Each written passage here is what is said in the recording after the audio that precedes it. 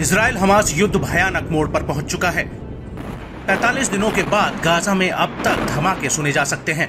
Israeli army ने Gaza में दाखिल होने के बाद हमास के कई ठिकानों को तबाह किया है। अल शिफा अस्पताल से इजरायली सेना लगातार नए नए खुलासे करने में जुटी है, लेकिन अभी तक इजराइल की सेना 7 अक्टूबर के हमले के मास्टरमाइंड याह्या सिनवार का पता नहीं लगा पाई है। उधर फिलिस्तीन का साथ दे रहा ईरान अब इजराइल को आंख दिखाने से कतरा नहीं रहा है। गुस्से में आए ईरान ने अपने नए नए हथियारों की प्रदर्शनी लगा दी है। ईरान ने ऐसी ऐसी मिसाइल दिखाई है जिसे देखकर तो बड़े बड़े देशों का सिर चकरा जाएगा। सैन्य प्रदर्शनी के दौरान ईरान ने अपनी हाइपरसोनिक मिसाइल का अपग्रेडेड वर्जन पेश किया है।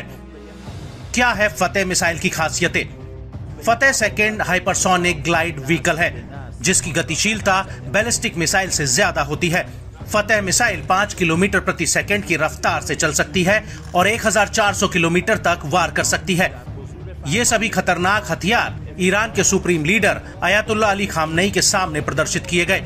इस्लामिक रेवोल्यूशनरी गार्ड कॉर्प्स ने फतेह हाइपरसोनिक मिसाइल के नए वर्जन के साथ कई आधुनिक ड्रोन भी दिखाए हैं। इस दौरान खामनेई ने कहा कि यहूदी देश नस्लवाद का एक प्रतीक बन गया है और पश्चिमी देश इस तबाही में उसकी मदद कर रहे हैं। इस तरह के नस्लवाद और अमानवीयता का परिणाम इजराइल को भोगना पड़ेगा। वहीं लेबनान के हिजबुल्लाह और यमन के हूतियों ने भी इजराइल के खिलाफ मोर्चा खोल रखा है। हूती विद्रोहियों ने ब्रिटेन के भारत जा रहे एक कार्गो शिप को लाल सागर में अगवा कर लिया है। इसके लिए ईरान को जिम्मेदार ठहराया जा रहा है।